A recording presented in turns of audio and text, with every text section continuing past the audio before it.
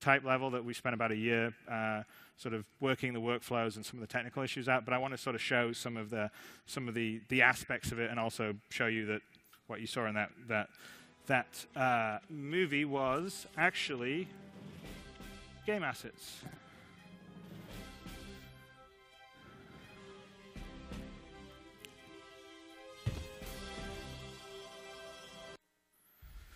Okay, so you're up here. So I'm actually on the bridge of that carrier, and walk around. I guess I'll. Oop. Fell down too many stairs. Down more stairs. I guess if I go out the side here, I can sort of show you. You can see out onto the actual main carrier there. But I'm going to cheat and sort of walk myself to the hangar bay really quickly. So here I'm sort of on the hangar bay, and so one of the things that I'm kind of happiest with the sort of level of fidelity that we're doing here. I'll sort of look. We'll spin around, but so my pilot character here. So he's built out of about 100,000 faces. So a typical current-gen console game will have about 10,000 faces for a main character. So the difference you get with this is you get all this extra sort of piping and tubing and detail and creases and nuances that you wouldn't be able to get in a current-gen style game. And then also, if I'm looking around in the here in the hangar bay, the level of sort of detail. Oops, oh, that's good.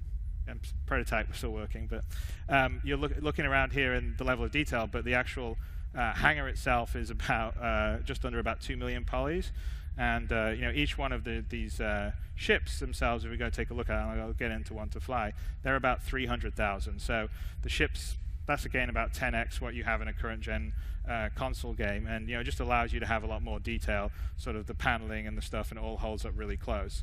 But I'm going to go and get into my fighter. Style in, and it wouldn't be. Got to have a cockpit. It's got to be real. It's got to be detailed. So this is kind of what I'm talking about. The level of immersion. I mean, I think I actually was kind of regretted in Wing Commander 4 that we cut the cockpits out, mainly just because we didn't have the time to get them all done. But I mean, the whole thing is modeled fully in 3D, and everything that you do, and I'll get out and sort of show it here in a bit. But everything you're doing will be mimicked inside the cockpit. But, so try not to kill ourselves.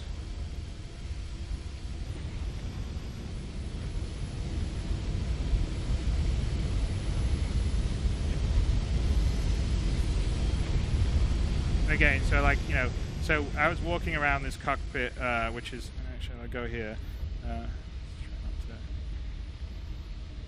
to normally play at this angle, but it's again, it's exactly the same when I was talking about the level of fidelity. So the ship itself, and actually if we fly past, you'll see inside the bridge there is that was the bridge I was wandering around with. And if we get past, let's see if I get it.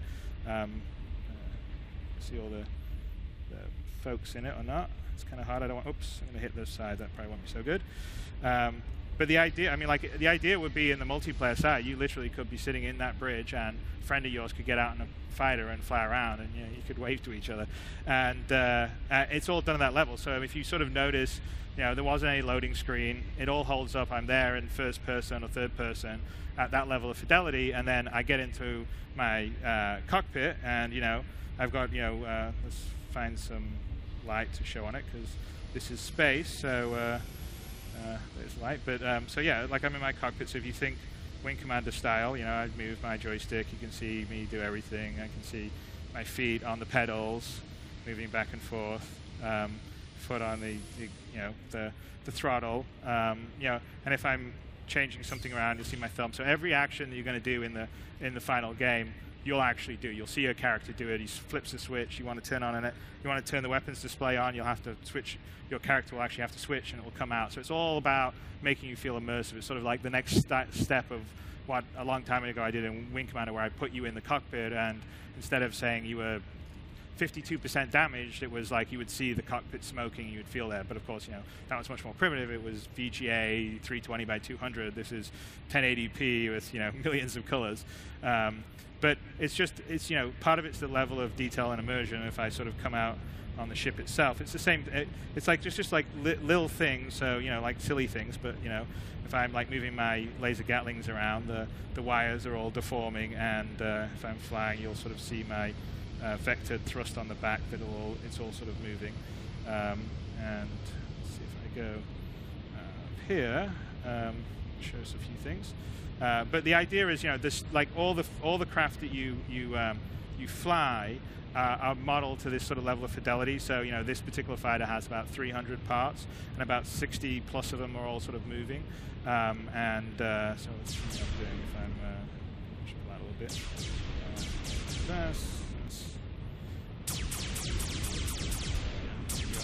Classic Star Wars style stuff, but if we go in here, I'll sort of also deploy my missile bays. And the same thing, you can sort of, if I fire the missiles, and they're actually all set up very much like a real missile would be. So there's an explosive force, and they go out, and then it sort of hits the acceleration. But it's all sort of the aspect of sort of the realism. I mean, the same thing. I can sort of punch in, and it's like a level of detail that typically you haven't sort of seen before in at least definitely a console game. It's what you can do on a high-end PC. But let's see if I get in. I'll get in closer. Fly a little bit. So yeah, I mean, it's just if you want to come in right up really close, it's going to hold up all the way in really close, and then if you want to come out wide, I mean, it's the same thing, and the same on the carrier. The carrier itself was, I think the carrier itself is about 7 million polys, where this is about 300,000. So it's just all, that's all what you can do when you're sort of going crazy on the. You're not worrying about fitting inside 512 megabytes and working on 7-year-old technology. So one of the things that I'm kind of like most excited by is the way we're doing the flight model and the sort of physics simulation here. So just to show you, so like here's my ship, and it's modeled. It's a complete, proper, full, rigid body physical simulation, and actually it rotates and it moves and maneuvers around, changes orientation, all like a real spaceship would do. So I know it looks like it's got wings, but basically what's happening is force. Like so, here I'm yawing. You can see the thrusters, the vector thrusters, are all sort of articulating and actually generating forces in that direction. So if I'm going to pitch, you'll see them pitching and rolling and doing all that stuff. Same if I'm like rolling, you'll see the thrust. And so as I'm flying around, what's happening is the ship's sort of fly-by-wire system, so it's sort of set up very much like a F-35 would be, because obviously trying to figure all that out in space, because to actually go, okay, I got to put a force on this part of my rigid body, and I have to put a force over here on this part of the rigid body. That's just too much for any player to do, and it'd be too much for a human being to do. It's why an F-35 has a fly-by-wire system, because there's no way a real human pilot could actually fly it, because it's dynamically unstable. So the computer's like moving all the control surfaces all the time, and it's basically taking the input of the pilot, saying, okay, well, he wants to pitch, he wants to roll, he wants to go here. And so that the philosophy of that is very much in this. And so what happens is your ship's computer, when I say I want to pitch, I tell, okay, I want to pitch, and the sort of flight computer goes, okay, that means I need to put a force here and put a force here, and it actually talks to all the thrusters on the ship. So this particular one has eight maneuvering jets, 4 on the top, right, and there's 4 on the bottom down here. And so it basically polls them. It says, okay, I need a force over here, I need a force here, and which one of you can get there, and how quickly will it take you, and how much force can you give me?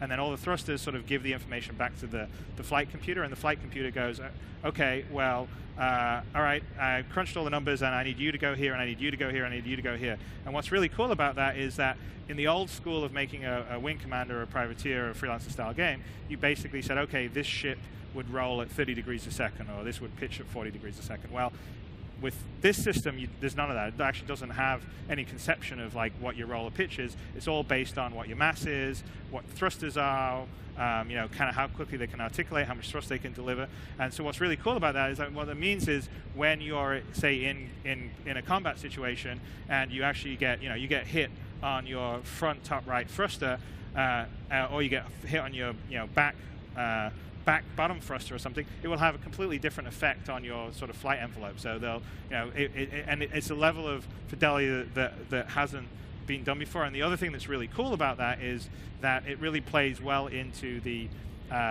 bigger sort of Star Citizen universe where you're sort of building and modifying your ship, because it means that you can have like a huge amount of possibilities in how you're building and customizing your ship. And it also means that there's no particular strong, definite, this is how we're going to win build. Because, for instance, to give you an example, you could build a tank of a spaceship with lots of armor, lots of shields, and heavy weapons. Costs you a bunch of money to build that, but someone who's a good pilot may have built a much lighter build that's really maneuverable, and yeah, if you hit this guy, then he'll probably blow up, but it's going to be pretty difficult to hit him. If he's a good pilot, maybe he can get 20 hits on you before you get one hit on him, and he takes you out. So there's a very much rock, paper, scissors base, because if you add weight to your ship, it's going to affect your sort of performance envelope. So even just in this situation, if you once you've fired a lot of your weapons or your missiles, you'll be slightly lighter.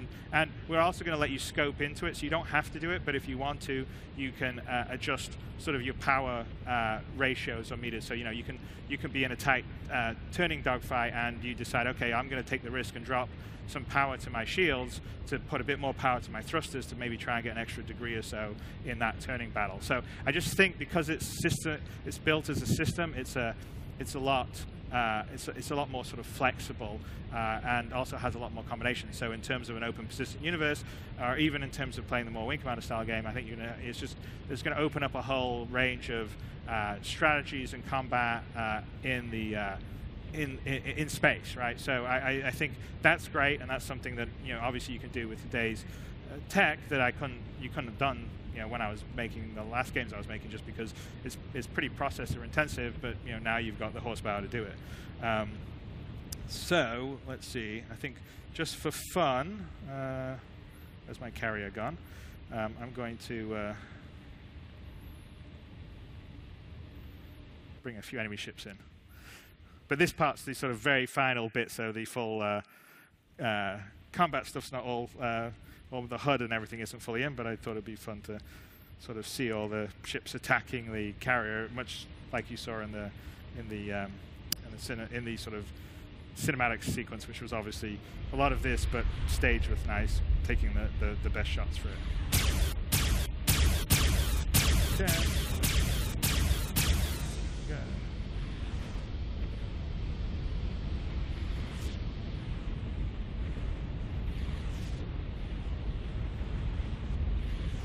So it's the same like level of detail on the on the big carriers that you have the same thing. I mean, the carrier actually has got I think this particular carrier has 115 turrets on it, and of course they all move, they all articulate. I think there's 4 different types. There's the AA gun. There's a sort of a bigger sort of heavy duty ship to ship one, and then there's the equivalent of a Flannex sort of point defense system, and there's a missile turret.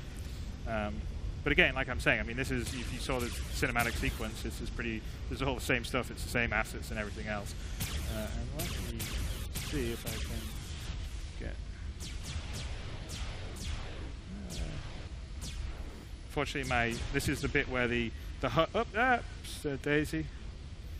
My HUD, yeah, I'm going to get killed at somewhere if I go around that. The full HUD targeting stuff isn't actually integrated in yet, so it's kind of hard for me to see who I'm shooting.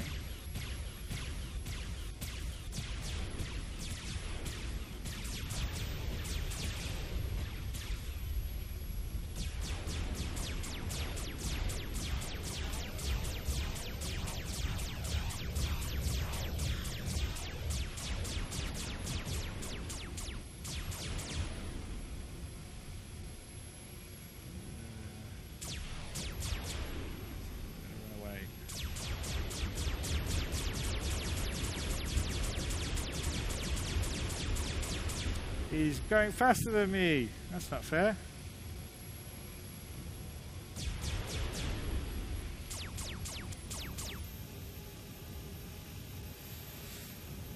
Alright, well, I was hoping to blow one up for you, but I think they've all kind of run away. We've got about 15 minutes left, and so kind of what I wanted to do was